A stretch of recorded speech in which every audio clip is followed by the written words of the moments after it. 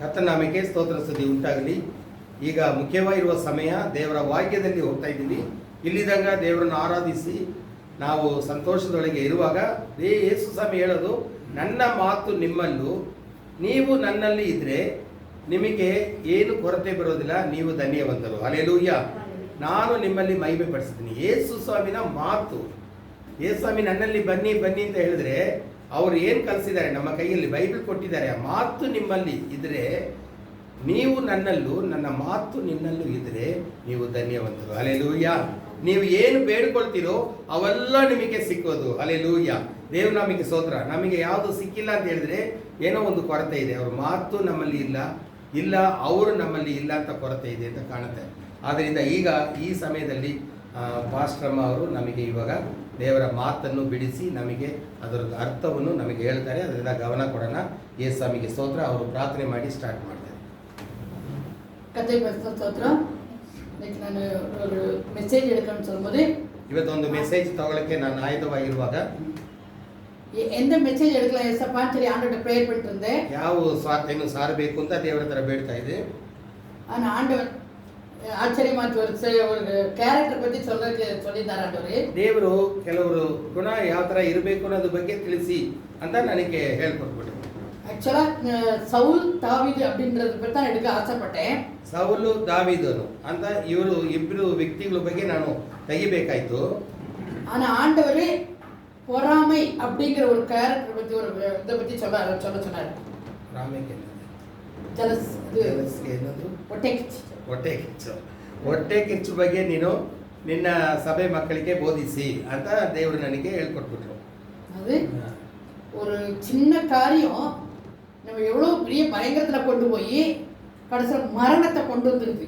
ಹೊಟ್ಟೆ ಕಿಚ್ಚು ಅಂತ ಹೇಳ್ತೀವಿ, ಅದು ಲಘುವಾಗಿರುವ ಒಂದು ಚಿಕ್ಕ ಮಾತು. ಅದು ಹೊಂದಿರೋರು ಸ್ವಲ್ಪ ಸ್ವಲ್ಪ ಅವರು ಬದಲಾವಣೆ ಆಗಿ ಕೊನೆಗೆ ಕೊಲೆ ಮಾಡೋ ಸ್ಥಿತಿಗೆ ಬಂದ್ಬಿಡುತ್ತೆ. ಆದ್ರಿಂದ ಹೊಟ್ಟೆ ಕಿಚ್ಚು ಅನ್ನೋದು ತುಂಬಾ ಭಯಂಕರವಾದದ್ದು. ஆனா இதெல்லாம் போகணும்னா கர்த்தருடைய அன்பு நமக்குள்ள இருக்கணும். அவ்வளவுதான். ಇದೆಲ್ಲ ನಾವು ಅಗಲಿಸಿ ಹೋಗ್ಬೇಕಾದ್ರೆ ದೇವರ ಪ್ರೀತಿ ನಮ್ಮಲ್ಲಿ ಇರಬೇಕು. ಆಗ ನಾವು ಇದರಿಂದ ಬಿಡುಗಡೆ ಆಗಬಹುದು. அந்த ஒரு பாட்டை ஸ்டார்ட் பண்ணி திருப்பி எண்ட்லயே அதே பாட்டு பாடலாம். அள்ள குறையாத அன்பு, கர்த்தருடைய அன்பு எப்படிப்பட்டன்னு சொல்லி, அப்புறம் இந்த பொறாமைகள் எப்படி விடுதலை, பொறாமைன்னா என்ன, எப்படி விடுதலை ஆகிறோம் அப்படிங்கிறத குறித்து ದೇವರ ಪ್ರೀತಿ ಅನ್ನೋದು ಏನು ಅಂತ ಒಂದು ಹಾಡು, ತಮಿಳುನಾಡು. ಅದಾದ್ಮೇಲೆ ಹೊಟ್ಟೆ ಕಿಚ್ಚು ಬಗ್ಗೆ ಅದು ಯಾವ ತರ ನಮಗೆ ತುಂಬಾ ಭಯಂಕರವಾದದ್ದು ಅಂತ ಮತ್ತೆ ನಾವು ಅದನ್ನ ಧ್ಯಾನ ಮಾಡೋಣ. ಈಗ ಒಂದು ಹಾಡನ್ನು ಹೇಳೋಣ. ಅಳ್ಳೆ ಅಳ್ಳೆ ಕುರೆಯಾದ ಅನ್ನು 1-2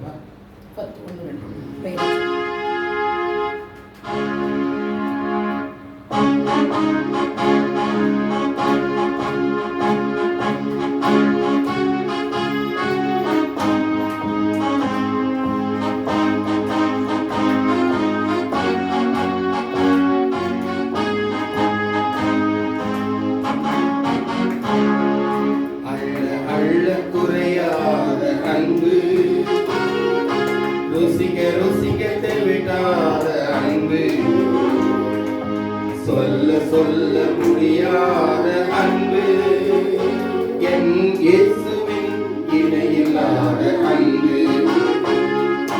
அள்ள அள்ள குறையாத அன்பு, ருசிக்க தெவிட்டாத அன்பு, சொல்ல முடியாத அன்பு, அது இயேசுவின் இணையில்லாத அன்பு. அழைத்த அன்பு, என்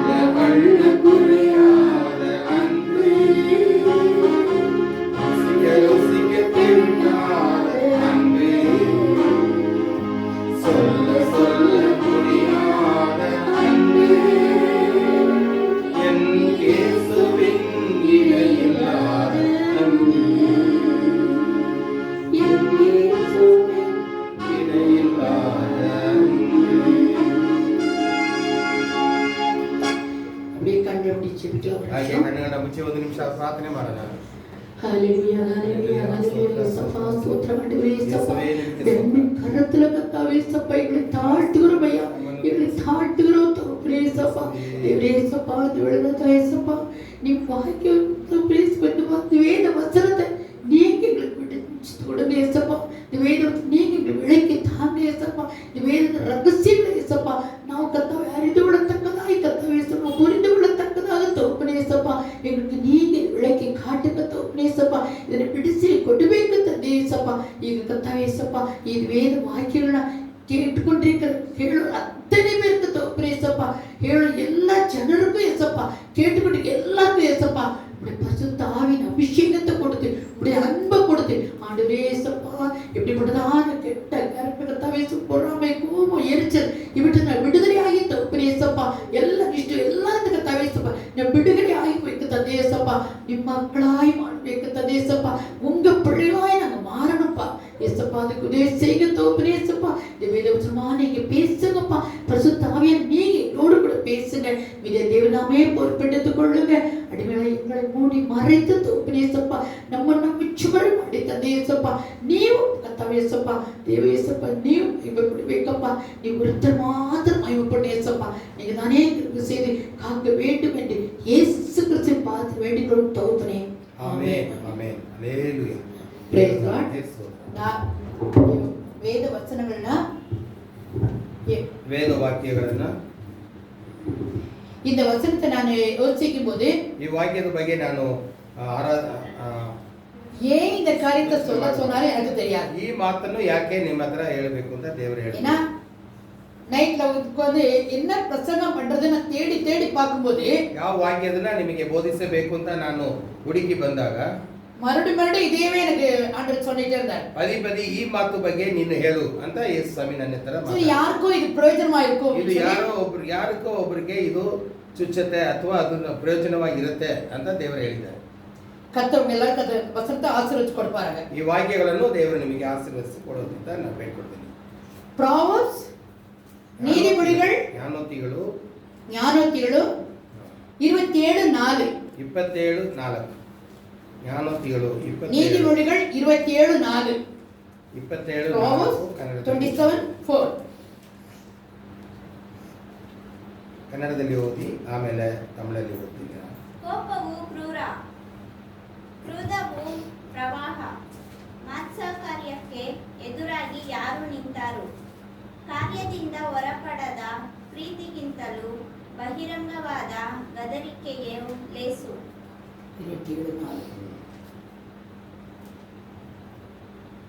27:4 ತಮಿಳಲ್ಲಿ ಓದ್ತೀನಿ.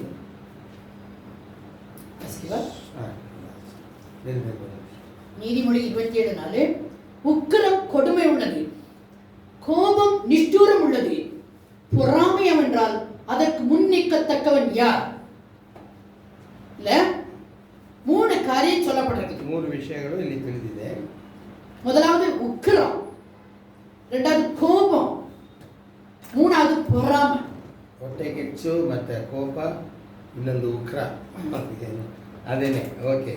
ಈ 3 விஷயಗಳು ತುಂಬಾ ಕೆಟ್ಟದು. இந்த 3ல நம்ம யோசிக்கிறோம், ஒரு சின்ன விஷயத்துக்கு கோபப்படும்போது யோசிக்கிறோம் அது சின்னதானே, சின்ன சின்ன காரியங்களை யோசிக்கிறோம். ನಾವು ಕೋಪ ತಾನೆ ಅಥವಾ ಇದು ಏನು ಮಾಡುತ್ತೆ ಅಂತ ಹೇಳಿ ನಾವು ಅದನ್ನ ಲಘುವಾಗಿ ತಗೊಂಡ್ಬಿಡ್ತೀವಿ. ಲೇಸ போவது ಅದನ್ನ கொஞ்சம் பொறாமை கொஞ்சம் எரிச்சல் அப்படின்றோம். ಸ್ವಲ್ಪ ಹೊಟ್ಟೆ ಕಿಚ್ಚು ಸ್ವಲ್ಪ ಕೋಪ ಮಾಡ್ಕೊಂಡ್ರೆ ಏನು ತಪ್ಪು ಅಂತ ನಾವು ಅನ್ಕೊಳ್ತೀವಿ. ஆனா இந்த சின்ன சின்ன கோபம், சின்ன சின்ன எரிச்சல், சின்ன சின்ன பொறாமைகள் நம்மளை அழிவு கொண்டு போயிருது. ಈ ಚಿಕ್ಕ ಒಂದು ಪಾಪವು ಅಥವಾ ಅದು ಹೊಟ್ಟೆ ಕಿಚ್ಚುಗಳು ಶುರು ಮಾಡುವಾಗ ಅದನ್ನ ಬೆಳೆಸಿ ದೊಡ್ಡ ಒಂದು ಅಪಾಯಕ್ಕೆ ಅದು ನಮ್ಮನ್ನು ಕರ್ಕೊಂಡು ಹೋಗುತ್ತದೆ.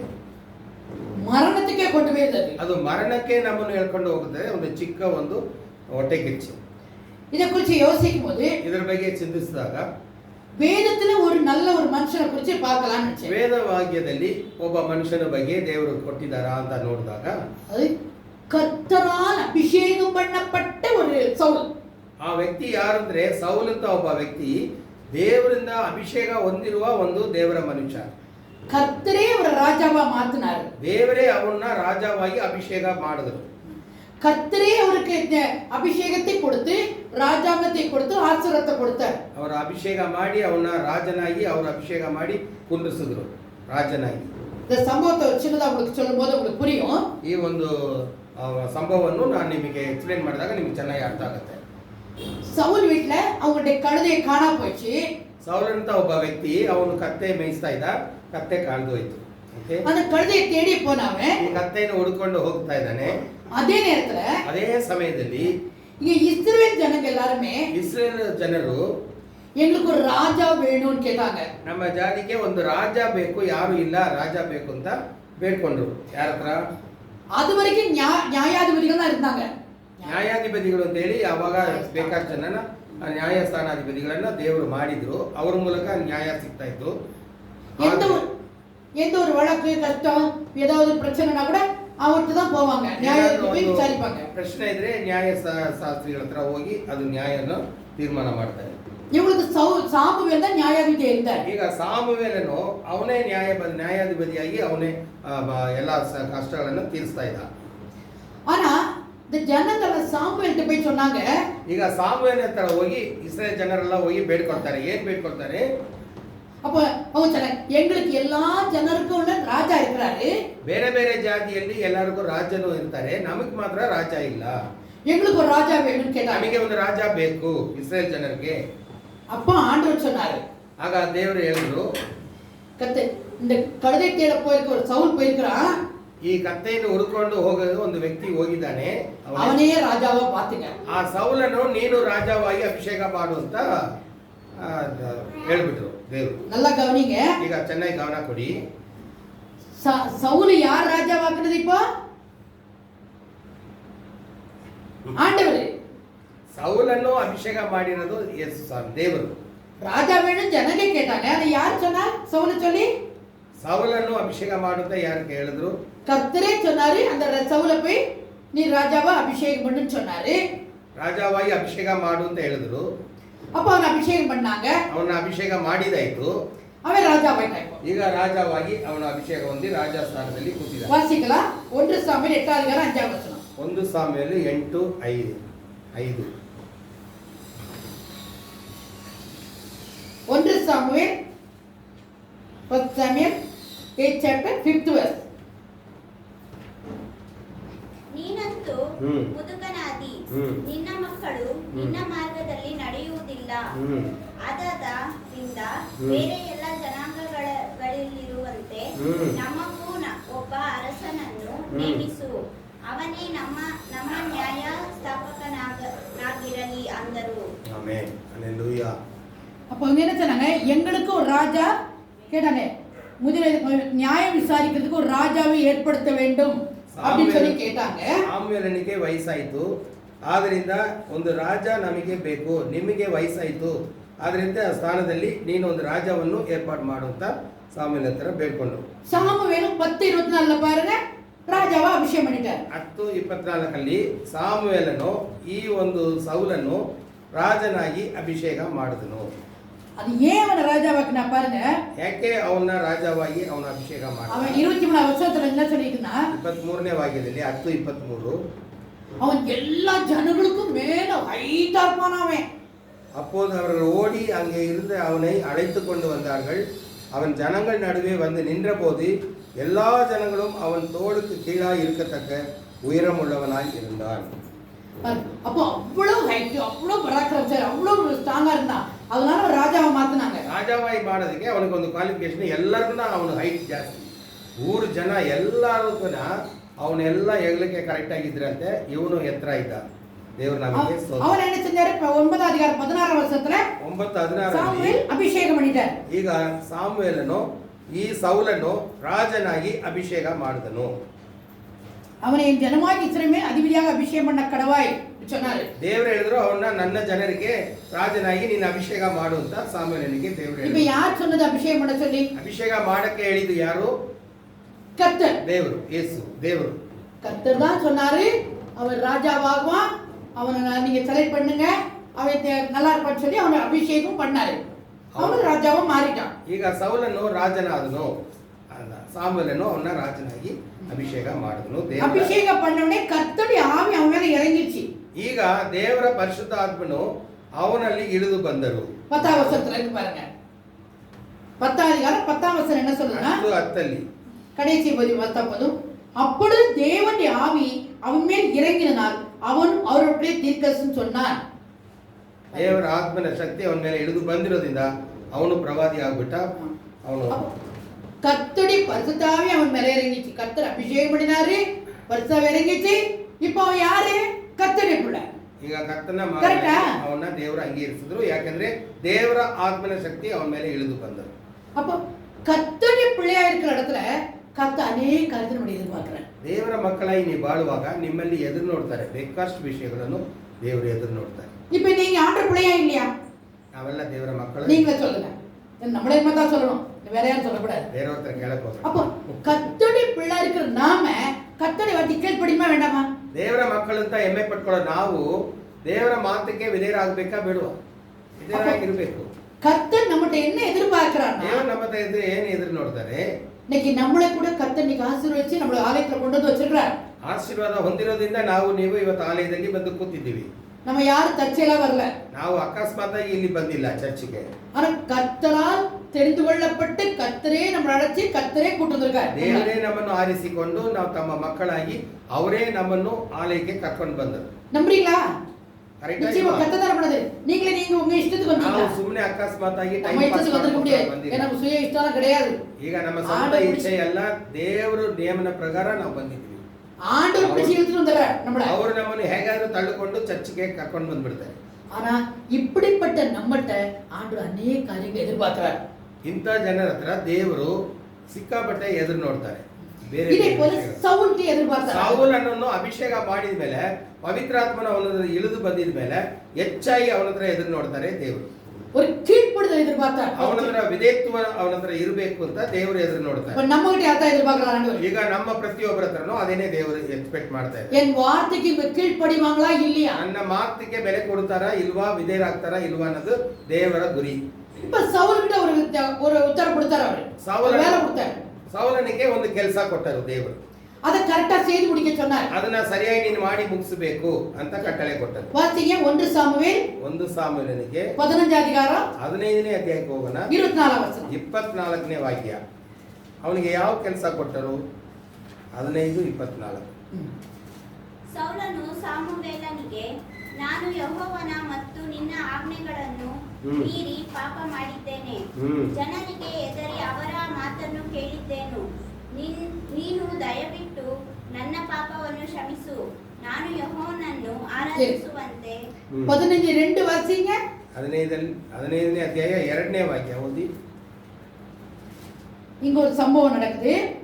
ಇಸ್ರಾಯೇಲರು ಐಗುಪ್ತದಿಂದ ಬರುತ್ತಿರುವಾಗ ದಾರಿಯಲ್ಲಿ ಅಮಾಲೇಕ್ಯರು ಅವರಿಗೆ ವಿರೋಧವಾಗಿ ನಿಂತು ತೊಂದರೆ ಪಡಿಸುತ್ತಿದ್ದರಿಂದ ನಾನು ಅವರಿಗೆ ಮುಯ್ಯಿ ತೀರಿಸುವೆನು. ಈಗ ನೀನು ಹೋಗಿ ಅವರನ್ನು ಸೋಲಿಸಿ ಅವರಿಗಿರುವುದನ್ನೆಲ್ಲ ಸಂಪೂರ್ಣವಾಗಿ ಹಾಳು ಮಾಡು. பாருங்க 2-3 வாசிங்க தமிழ்ல வாசிக்கவா. சேனைகளின் கர்த்தர் சொல்கிறது என்னவென்றால், இஸ்ரவேல் எகிப்திலிருந்து வந்தபோது அமலேக்கியர் அவர்களோ வழிமறைத்து செய்கையை மனதிலே வைத்திருக்கிறேன். அமலேக்கியர்கள் இஸ்ரவேல் ஜனங்க தண்ணி தாகத்துல கஷ்டத்தோட வந்துட்டு இருக்காங்க. ಇಸ್ರೇಲ್ ಜನರಿಗೆ ಬಾಯಾರಿಕೆ ಆಯಿತು, ಅದನ್ನ ಕುಡಿಯೋಕ್ಕೋಸ್ಕರ ಅವರು ಹುಡುಕ್ತಾ ಇದ್ದಾರೆ. ಆಗ ಅಮಲೇಕಿಯರ್ ಅಂತ ಒಂದು ಜಾತಿ ಇವ್ರ ಮೇಲೆ ಅವರು தண்ணி தாகத்துல கஷ்டப்பட்டு நேரத்துல போய் இந்த அமலேக்கியங்க ஜனங்க இஸ்ரேல் ஜனங்களுக்கு கஷ்டம் கொடுத்தாங்க. ಈಗ ಅಮಲೇಕಿಯರು ಇಸ್ರೇಲ್ ಜನರಿಗೆ ತೊಂದರೆ ಕೊಡ್ತಾರೆ. ಅವರು ಬಾಯಾರಿಕೆಯಿಂದ ಒದ್ದಾಡ್ತಾ ಇದ್ದಾರೆ. இல்ல நம்ம நல்லா தெரிஞ்சுக்க வேண்டிய என்னன்னா, ಈ ಒಂದು ವಿಷಯ ನೀವು ತಿಳ್ಕೋಬೇಕು. கர்த்தருடைய பிள்ளைங்க ದೇವರ ಮಕ್ಕಳು கஷ்டப்படுற நேரத்துல, ಕಷ್ಟದ ಸಮಯದಲ್ಲಿ ಅವರು ಕಷ್ಟಪಡುವಾಗ ಯಾರಾದ್ರೂ ನಮಗೆ ಕಷ್ಟಪಡ್ತಾங்கன்னா ಬೇರೆಯವರು ಬಂದು ನಿಮಗೆ ತೊಂದರೆ ಕೊಡೋರಾಗಿ ಬಂದ್ಬಿಟ್ರೆ ಆಗ ದೇವರಿಗೆ ಕೋಪ ಬರುತ್ತೆ. ನೀವು ತೊಂದರೆಯನ್ನು ನೀವು ಕಷ್ಟಪಡ್ತೀರಾ, ಆದ್ರೆ ದೇವರಿಗೆ ಕೋಪ ಬರುತ್ತೆ. ತನ್ನ ಮಕ್ಕಳನ್ನು ತೊಂದರೆ ಕೊಡುವ ಬೇರೆ ಜಾತಿ ಜನರಿಗೆ ಅವರಿಗೆ ಇಷ್ಟವಿಲ್ಲ. உங்களை தொட்டா என் கண்ணின் மணியை தொடுற மாதிரி ನಿಮ್ಮನ್ನು ಮುಟ್ಟಿದ್ರೆ ನನ್ನ ಕಣ್ಣನ್ನು ಮುಟ್ಟಿದಿಗೆ ಸಮವಾಗಿ. அப்ப நம்ம எவ்வளவு ஆண்டவர் நேசிக்கிறார் பாருங்க. ಎಷ್ಟೊಂದು ಚೆನ್ನಾಗಿ ದೇವರು ನಮ್ಮನ್ನು ಪ್ರೀತಿಸ್ತಾರೆ. உங்களை யாராவது குறை சொன்னாலோ உங்க மேல பிரச்சனை கொண்டு வந்தாலோ கர்த்தர் கோவம். ತಮ್ಮ ಮಕ್ಕಳ ಮೇಲೆ ಏನೋ ಪ್ರಶ್ನೆ, ನಿಮ್ಮ ಮೇಲೆ ಕೊರತೆ ಬೇರೆ ಯಾರಾದ್ರೂ ಹೇಳಿದ್ರೆ ಯೇಸು ಸ್ವಾಮಿ ನಮ್ಮ ಪರವಾಗಿ ಯುದ್ಧ ಮಾಡ್ತಾರೆ. இப்படிதாங்க இஸ்ரவேல் ஜனங்களுக்கு பிரச்சனை அமலேக்கியர் கொண்டு வந்தாங்க. ಇಸ್ರೇಲ್ ಜನರ ಮೇಲೆ ಈ ಅಮಲೇಕ್ಯರು ಯುದ್ಧ ಮಾಡಕ್ಕೆ ಬಂದರು. ಇವರು ಬಾಯಕೆಯಲ್ಲಿ ನೀರು ಇಲ್ಲ ಅಂತ ಹೇಳಿ ಒದ್ದಾಡ್ತಾ ಇರುವಾಗ ஆண்டுக்கு எவ்வளவு கோவம் ಈಗ தெரியுமா? ದೇವರಿಗೆ ಅಮಲೇಕ್ಯರ ಮೇಲೆ ಕೋಪ ಬಂತು. 9ஆம் வசனம் வாசிங்க. 9ನೇ ವಾಕ್ಯದಲ್ಲಿ ತುಂಬಾ ಭಯಂಕರವಾಗಿ ಹೇಳ್ತಾರೆ. இப்போ நீ போய் ಸೌಲನು ಹಾ. ಇಸ್ರಾಯೇಲರು ಆಗಾಗನನ್ನು ಮೇಲೆತ್ತರದ ಕುರಿ ದನಗಳನ್ನು ಕುರಿ ಮರಿಗಳನ್ನು ಕೊಬ್ಬಿದ ಪಶುಗಳನ್ನು ಶ್ರೇಷ್ಠವಾದ ಎಲ್ಲಾ ಪದಾರ್ಥಗಳನ್ನು ನಾಶ ಮಾಡ ಮನಸ್ಸಿಲ್ಲದೆ ಉಳಿಸಿ ಪ್ರಯೋಜನವಿಲ್ಲವೆಂದಂತ ಹೀನವಾದವುಗಳನ್ನೆಲ್ಲ ನಾಶ ಮಾಡಿಬಿಟ್ಟರು. மூணாவது வசனத்துல தமிழ்ல வாசிங்க. மூணாவது வசனத்துல இப்போ இப்போதும் நீ போய் அமலேக்கியர் மடங்கடித்து அவனுக்கு உண்டான எல்லாவற்றையும் சங்கரித்து அவன் மேல் இரக்கம் வையாமல் புருஷரையும் ஸ்திரீகளையும் பிள்ளைகளையும் குழந்தைகளையும் மாடு ஆடுகளையும் ஒட்டகங்களையும் கழுதைகளையும் கொன்று போட கடவாய். நல்லா கவனிங்க பாருங்க. தேவர் எழுத காரணம் என் பிள்ளை மேல யாராவது தொந்தரவு கொடுத்தாங்க, ನನ್ನ ಮಕ್ಕಳ ಮೇಲೆ ಯಾರಾದ್ರೂ ಯುದ್ಧ ಮಾಡಕ್ ಬಂದ್ರೆ அவங்களை இறக்கவே கிடையாது. ಅವನಿಗೆ ಕರುಣಿಸದೇ ಬೇಡ. ನೀನು ಏನ್ ಮಾಡಬೇಕು? எல்லாரும் சங்கரிச்சு போடுங்க. ಅವರನ್ನ ಸಂಘರ್ಷಬೇಕು ಅಂದ್ರೆ கொலை ಅಳಿಸಿದಾಕ್ಬೇಕು, ಅವರನ್ನ ನಾಶಪಡಿಸಬೇಕು. அது எப்படி? வீட்ல ஆடு மாடு கோழி குதிரை எல்லாத்தையும் அழிச்சிருங்கன்றாரு. ಇರುವ ಪುರುಷರು ಸ್ತ್ರೀಗಳು ಮಕ್ಕಳು ಮತ್ತ ಮೇಕೆ ಕುರಿಗಳು ಎಲ್ಲನೂ ಒಂಟೆಯನ್ನು ಕತ್ತೆಯನ್ನು ಕೂಡ ಒಂದು ಬಿಡದೆ ಎಲ್ಲನೂ ಕೊಂದ ದೇವರ ಅಷ್ಟು ಕೋಪ ಬರುತ್ತೆ. ಆ ಜಾತಿನೇ ಬಾಳಬಾರದು ಅಂತ ಹೇಳಿ கர்த்தர் பயங்கர இரக்கமுள்ள கருணை உள்ளவர்னு தெரியும். ಅವರು ಕರುಣೆ ಉಳ್ಳ ದೇವರು ಅಂತ ನಮಗೆ ಚೆನ್ನಾಗಿ ಗೊತ್ತು. ஆனா தாம் பிள்ளைಗಳ ಮೇಲೆ ಕೈ வச்சா ನನ್ನ ಮಕ್ಕಳು பயங்கர ಕೋಪக்காரರು. ತನ್ನ ಮಾತಿಗೆ ಬೆಲೆ ಕೊಟ್ಟು ಬರುವ ತನ್ನ ಮಕ್ಕಳ ಮೇಲೆ ಯಾರಾದರೂ ಯುದ್ಧ ಮಾಡಿಕೊಂಡು ಬಂದು ಅವ್ರಿಗೆ ತೊಂದರೆ ಕೊಟ್ರೆ ಮಾತ್ರ ಅವ್ರ ಜಾತಿಯನ್ನು ಹಾಗೆ ಅವರು ನಾಶಪಡಿಸುತ್ತಾರೆ. ஆனா 3 காரியத்தை செய்ய சொன்னாரு சவுல் கிட்ட. ಸೌಲನ ಹತ್ರ 3 ವಿಷಯಗಳನ್ನು ಮಾಡಕ್ ಹೇಳಿದ್ರು. அந்த சத்ரு என்ன செய்யணுமா? ನಿನ್ನ ವೈರಿಗಳನ್ನು ಎಲ್ಲರೂ ಒಬ್ಬರು ಬಿಡದೆ ಅನಿಮಲ್ಸ್ ಕೂಡ ಎಲ್ಲರೂ ನಾಶಪಡಿಸು ಅಂತ ಹೇಳಿದ್ರು. அவங்க மேல இரக்கமே படக்கூடாது. ಅವನಿಗೆ ದಯ ಪಾಲಿಸದೆ ಬೇಡ ನೀನು. அப்புறம் அந்த பொருளை எடுத்துக்க கூடாது. ಆಮೇಲೆ ಅವ್ರು ಬಿಟ್ಟು ಹೋಗುವ ಆಸ್ತಿ ಪಾಸ್ತಿನೂ ನೀನು ಅದನ್ನ ಎತ್ಕೊಂಡು ಬರಬಾರದು, எடுக்க கூடாது, ಅದನ್ನ ಮುಟ್ಲೇಬಾರದು ಯಾರು. ஆனா சவுல் என்ன செஞ்சா தெரியுமா? ಆದ್ರೆ ಸೌಲನು ಮಾಡಿದ ತಪ್ಪು ಏನು ಗೊತ್ತಾ? அந்த வார்த்தையை கேட்கவே ಈ ಮಾತಿಗೆ ಬೆಲೆ ಕೊಟ್ಟಿಲ್ಲ. பாருங்க, அதான் சொல்றாங்க 24ஆம் வசனத்துல இப்ப வாசிங்கல 15 24 மறுபடியும் வாசிங்க. 15 24 ಅವನು ಮಾಡಿದ ತಪ್ಪು ಏನು? அப்பொழுது சவுல் சாமுவேலை நோக்கி, நான் கர்த்தர் கட்டளையும் உம்முடைய வார்த்தைகளை மீறினபடியால் பாவம் செய்தேன். நான் ஜனங்களுக்கு பயந்து அவர்கள் சொல்லை கேட்டேன். ಜನಗಳ கொஞ்சம் பேர் நைசா உயிரோட வச்சிட்டான். ಎಲ್ಲ ಜನರನ್ನು ಕೊಲೆ ಮಾಡಕ್ಕೆ ಹೇಳಿದ್ರು. ಆದ್ರೆ ಸ್ವಲ್ಪ ಜನನ ಬಿಟ್ಬಿಟ್ಟ. ಅದು ನಾನು ತಪ್ಪು ಮಾಡಿದೆ. அப்புறம் அங்க இருக்க நல்ல திங்ஸ் இருக்க பண ஆசை வந்துருச்சு அவனுக்கு. ಹಣ ಆಸೆ ಬಂದ್ಬಿಡ್ತು. ಅಲ್ಲಿರುವ ಬಂಗಾರ ಬೆಳ್ಳಿ அந்த திங்ஸ் எல்லாம் கொஞ்சம் எடுத்து வச்சுக்கிட்டாங்க. ಅದೆಲ್ಲ ಯಾಕೆ ದೇವರು ಮುಟ್ಟಕ್ಕೆ ಬೇಡ ಅಂತ ಹೇಳಿದ್ರು. ಅದನ್ನು ಸ್ವಲ್ಪ ದೇವರಿಗೆ ಗೊತ್ತಿಲ್ಲದೆ ಕಳ್ತನ ಮಾಡಿ ಇಟ್ಕೊಂಡ್ಬಿಟ್ಟ. என்ன சொல்றான் பாருங்க. ಈಗ ಇದೆಲ್ಲ ಮಾಡಿಬಿಟ್ಟು ಅವನು ಏನ್ ಹೇಳ್ತಾ ಇದ್ದಾನೆ? ಸಾಮುವೇಲನ ತರ போய் சொல்றான் சாமுவேல் கிட்ட. ಸಾಮುವೇಲನ ಅಭಿಷೇಕ ಮಾಡಿದ್ದು ಅವನ ಹತ್ರನೇ ಬಂದು ಸುಳ್ಳು ಹೇಳ್ತಾನೆ. 13ஆம் வசனம் வாசிங்க. அதே 15 அதிகாரம் 15 13 15 13 ಓದಿ. ಸೌಲನು ಅವನನ್ನು ಕಂಡು, ಯೆಹೋವನು ನಿನ್ನನ್ನು ಆಶೀರ್ವದಿಸಲಿ, ನಾನು ಆತನ ಅಪ್ಪಣೆಯನ್ನು ನೆರವೇರಿಸಿದ್ದೇನು ಅಂದನು. சொல்லுங்க தமிழ்ல. சாமுவேல் சவுலிடத்தில் போனான். சவுல் அவனை நோக்கி, நீர் கர்த்தரால் ஆசீர்வதிக்கப்பட்டவர், கர்த்தருடைய வார்த்தையை நிறைவேற்றினேன் என்றான். ஆண்டவர் சொன்னபடி நான் செஞ்சிட்டேன். ಅವನು ಇಷ್ಟೆಲ್ಲ ಮಾಡಿಬಿಟ್ಟು ದೇವರ ಮಾತು ಪ್ರಕಾರ ಎಲ್ಲ ಮಾಡಿ ಮುಗಿಸ್ತೀನಿ ಅಂತ ಸಾಮುವೇಲನ ಹತ್ರ ಹೋಗಿ ಅವನು ವರದಿ ಒಪ್ಪಿಸ್ತಾನೆ. அதுக்கு சொல்றாரு சாமுவேல். ಈಗ ಸಾಮುವೇಲ್ ಏನ್ ಹೇಳ್ತಾನೆ? அப்ப ಆಡು ಮಾಡು ಸತ್ತನ நிறைய ಕೇಳ್ತದೆ. ನೀನು ಕುರಿಮರಿ ಎಲ್ಲ ಕೊಂದಾಕಿದೀನಿ ಅಂತ ಹೇಳ್ತಲ್ಲ, ಆದ್ರೆ ಅದ್ರ ಶಬ್ದ ನನಗೆ ಕಿವಿಯಲ್ಲಿ ಕೇಳಿಸ್ತಾ ಇದ್ದಲ್ಲ. ನೆಕ್ಸ್ಟ್ ವರ್ಡ್ 14ನೇದು. ಅದಕ್ಕೆ ಸಾಮುವೇಲನು, ಹಾಗಾದರೆ ಇದೇನು? ಕುರಿಗಳ ಕೂಗು ನನ್ನ ಕಿವಿಗೆ ಬೀಳುತ್ತದಲ್ಲ, ದನಗಳ ಶಬ್ದವು ನನಗೆ ಕೇಳಿಸುತ್ತದೆ ಎನ್ನಲು ಸೌಲನು, ಜನರು ನಿನ್ನ ದೇವರಾದ ಯೆಹೋವನಿಗೋಸ್ಕರ ಯಜ್ಞ ಸಲ್ಲಿಸುವುದಕ್ಕಾಗಿ ಅಮಲೇಕ್ಯರ ಕುರಿ ದನಗಳಲ್ಲಿ ಮೆಲ್ತರಾದವುಗಳನ್ನು ಉಳಿಸಿ ತಂದಿದ್ದಾರೆ. நல்லா இருக்கிறதுக்கு ஆடு மாடு நாங்க எடுத்து கடவுளுக்கு பலி கொடுக்க கொண்டு வந்தோன்றாங்க. ತಪ್ಪು ಮಾಡಿಬಿಟ್ಟ ಅವನು. ಎಲ್ಲ ಕೊಲೆ ಮಾಡಿಲ್ಲ. ಯಾಕೆಂದ್ರೆ ನಾನು ದೇವರಿಗೆ ಬಲಿ ಕೊಡೋದಕ್ಕೆ ಒಳ್ಳೆ ಒಂದು ಮೇಕೆ ಕುರಿಗಳು ನಾನು ತೆಗೆದು ಇಟ್ಬಿಟ್ಟಿದ್ದೀನಿ ಅಂತ ಸುಳ್ಳು ಹೇಳಿ ಸಾಮುವೇಲನ ಹತ್ರ ಈ ಸೌಲನ್ನು ಹೇಳ್ತಾ ಇದ್ದಾನೆ. கர்த்தருக்கு கொள்ளையில பங்கு கொடுக்குறான்.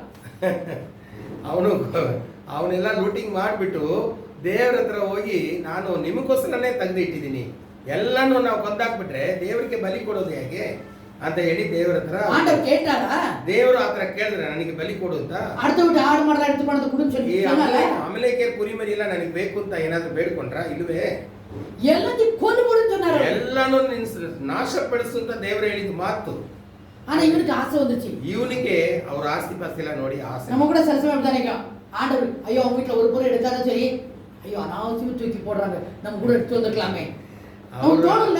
ಅನ್ಯಾಯವಾಗಿ ಬಿಸಾಕ್ತಾರಲ್ಲ, ಅದು ತಗೊಂಡು ನಮಗೆ ಕೊಟ್ಟರಾದ್ರೂ ಆಯ್ತಲ್ಲ, ಬಡವರು ಕೊಟ್ಟರಾದ್ರೂ ಆಯ್ತಲ್ಲ ಅಂತ ಕೆಲವರು ಮಾತ್ರ ನಾವು ಆಡ್ತೀವಿ. ಆನ ಕರ್ತದ್ರ ಬೇಡ, ಅದು ಸಾಪಂನ್றார். ದೇವರು ಹೇಳ್ತಾರೆ ನೀನು ಅಂತ ಪದಾರ್ಥ ನೀನು ಮುಟ್ಲೇ ಬೇಡ. ಅವ್ರು ಹೇಳಿದ ಮೇಲೆ ನಾವು ಮಾತಿಗೆ ಬೆಲೆ ಕೊಡಬೇಕು. ஒரு சமயம் நிறைய பங்கு கொடுத்தாங்க, ಒಂದ್ಸತಿ பொருள் கொடுத்தாங்க, ಬೇಕಾಷ್ಟು ವಸ್ತುಗಳನ್ನು ದೇವರು அப்ப ஆண்டவர் சொன்னாரு இந்த பங்கு நீ எடுத்துட்டு போக சாபம் வரும்னு சொன்னாரு. ಈ ಅವರು ಕೊಡೋ ಪಾಲನ್ನ ನೀವು ತಗೊಂಡು ಹೋಗಬೇಡ, ಅದರಿಂದ ನಿನಗೆ ಶಾಪ ಬರುತ್ತೆ ಅಂತ ನಮಗೆ ಎಚ್ಚರಿಕೆ ಕೊಟ್ಬಿಟ್ರು. இல்ல மூட்டெல்லாம் கட்டிட்டேன், ரொம்ப நல்லா இருந்துச்சு, பொருட்கள் எல்லாம் பார்க்கிறதுக்கு சந்தோஷமா இருந்துச்சு. ಅದರ ಇದ್ದಿದ್ದು ಪದಾರ್ಥ ಎಲ್ಲ ತುಂಬಾ ಚೆನ್ನಾಗಿತ್ತು. ನಮ್ಮ ಗಂಟು ಮೂಟೆ ಕಟ್ಟೆ ಆಯ್ತು, எடுத்துலாம் வீட்டுக்கு வரலாம், அப்புறம் ஊர்ல இருந்து எடுத்து வரணும், ಊರಿಂದ ಅದನ್ನ ತಗೊಂಡ್ ಬರ್ಬೇಕು ಅಂತ ನಾವು ಆಯ್ತವಾಯ್ತು. இதை எடுத்துட்டு போற நீ செத்தாரு ஆண்டவர். ನೀನು ತಗೊಂಡು ಮನೆಗೆ ಹೋದ್ರೆ ಸತ್ತೋಗ್ಬಿಡ್ತೀಯ ಅಂತ ದೇವರು ಹೇಳಿ. இது சாபம்னா ಇದರಲ್ಲಿ ಶಾಪವಿದೆ, ನೀನು ಹೊತ್ಕೊಂಡು ಹೋಗಬಾರದು. மனசே இல்ல, ಆದ್ರೆ ಅದು ಬಿಟ್ಟು ಬರಕ್ಕೆ ಮನಸ್ಸಿಲ್ಲ ನಮಗೆ. ஆனா கத்த சொன்னாரு ಆದ್ರೆ நீ ದೇವರು எடுத்துட்டு போன செத்தாரு. ನೀನು ತಗೊಂಡು ಹೋದ್ರೆ ಸತ್ತೋಗ್ಬಿಡ್ತೀಯ. ஆனா நீ எடுத்துட்டு போய் சாவறது காட்டுல அங்க விட்டுட்டு வந்து அப்படியே விட்டு வந்தேன். ತಗೊಂಡು ಬಂದು ಸಾಯ್ಬೇಕಲ್ಲ ಯಾಕೆ ಅಂತ ಅಲ್ಲಿ எல்லாரும் திட்டினாங்க, ಎಲ್ಲರೂ ಬೈದ್ರು. ಯಾಕೆ ಒಳ್ಳೆ ಒಳ್ಳೆ ವಸ್ತುಗಳನ್ನ நீ முட்டாளா, நீ பைத்தியக்காரி, ನೀನು ಹುಚ್ಚಿಳಿದಿದ್ಯಾ ಅಂತ ಹೇಳಿದ್ರು. ஆனா கத்தடி பேச்ச மட்டும்தான் நம்ம கேட்கணும். ದೇವರ ಮಾತಿಗೆ ನಾವು ಬೆಲೆ ಕೊಡಬೇಕು. ಅವ್ರೇನ್ ಹೇಳ್ತಾರೋ ಅದನ್ನ ಪ್ರಕಾರ ಮಾಡಿ. இப்ப கீழ்ப்படியாம வந்துச்சு, ಈಗ ವಿಧೇಯತ್ವ ಇಲ್ಲ. அப்ப நம்மட்டி அதான் எதிர்பார்க்கிறார் ஆண்டவர். ಆದ್ರೆ ದೇವರು ನಮ್ಮ ಹತ್ರ ನೀವು ವಿಧೇಯರಾಗಿದ್ದೀರಾ ಇಲ್ವಾ ಅಂತ ಅವರು ಪರಿಶೋಧನೆ ಮಾಡ್ತಾ ಇದ್ದಾರೆ. நம்ம கர்த்தரால் அபிஷேகம் பண்ணப்பட்ட மக்கள், ದೇವರ ಈ ದೇವರಿಂದ ಅಭಿಷೇಕ ಹೊಂದಿರೋ ಮಕ್ಕಳ ಹತ್ರ ಮಾತ್ರ ಇಂಥ ಒಂದು ಸ್ಟ್ರಿಕ್ಟ್ ಆಗಿರ್ತಾರೆ ದೇವರು. நமக்கு வேணும்னு ஆண்டவர் சொல்றாரு, உனக்கு வேண்டாம் நான் இதை விட நல்லது தர்றேன், ನಿನಗೆ ಬೇಕಾದ್ರೆ ಇದಕ್ಕೆ ನಾ ಒಳ್ಳೆ ಒಂದು ಪರಿಶುದ್ಧವಾದ ಒಂದು ಪದಾರ್ಥನ ನಾನು ನಿನಗೆ ಕೊಡಕ್ಕೆ ನಾನು ಸರ್ವಶಕ್ತನಾಗಿದ್ದೀನಿ. நீ ஏன் கவலைப்படுற? ನೀನ್ ಯಾಕೆ ಆ ಕಳ್ಳರು ಸಂಪಾದನೆ ಮಾಡಿರುವ ವಸ್ತುಗಳನ್ನು ಯಾಕೆ ಆಸೆ ಪಡ್ತೀಯಾ? ಅದು ಯಾಕೆ ಬೇಕು ನಿನಗೆ? அனாவசியமா மற்றதுல ஆசைப்படாத. ನೀನು ಅದರಲ್ಲಿ ಇಡೋದೇ ಬೇಡ. ನೀನು விட்டுட்டு வந்த பிறகு எனக்கு பிளஸிங் ஆண்டவர் கொடுத்தாரு. ಯಾವತ್ತು ನಾವು ಕಟ್ಟಿದ್ದನ್ನ ಬಿಟ್ಟು ಬಿಟ್ಟು ಬಂದಿದೀವೋ ಆವತ್ತಿಂದ ನಮ್ಮ ಮನೆಯಲ್ಲಿ ಆಶೀರ್ವಾದ ಬರಕ್ಕೆ ಶುರುವಾಯಿತು. ಅದನ್ನ அவங்க கொடுத்தது நினைச்சிட்டே இருக்கணும்.